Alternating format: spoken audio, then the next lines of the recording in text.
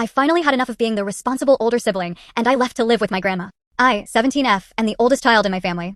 I have two younger siblings, and ever since I can remember, my parents have put all the responsibility of raising them on me. If my siblings misbehaved, it was my fault for not watching them properly. If they didn't finish their homework, I was the one punished for not helping them enough. If the house was messy, I had to clean it because apparently that's what an older sibling is supposed to do. Whenever I complained, my parents gave me the same lecture. This is what older siblings do. We're teaching you responsibility. But it wasn't responsibility, it was parentification. They wanted me to be the second parent in the house, not a child. I put up with it for years, telling myself maybe one day they'd see how unfair it was. But the breaking point came a few months ago. I woke up one morning with a fever so high I could barely stand.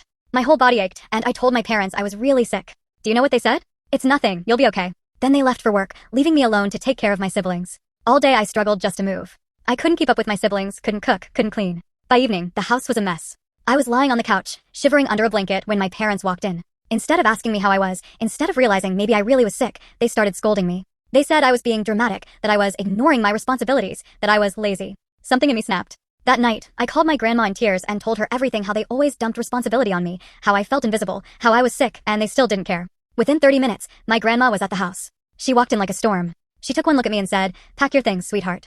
I started packing my bag right in front of my parents. That's when they began to panic. "Wait, what are you doing? You can't just leave. We were only trying to teach you responsibility." But my grandma shut them down immediately. She stood between us and said, "Enough. You've treated her like a maid, not a daughter. She's coming with me." And just like that, I left. Within a week, my parents realized how much I actually did for them. The house was always messy, bills were missed, homework wasn't getting done, and they didn't know how to handle it. They tried calling me, trying to guilt-trip me into coming back. "Your siblings miss you. We need you here. You're being selfish." But I didn't budge. I was done. A few weeks later, they showed up at my grandma's house to convince me to come back. I let them talk, and then I finally told them everything. Every hurt, every burden, every time they made me feel like my life didn't matter because I was the older sibling. I told them, "I'm not your babysitter.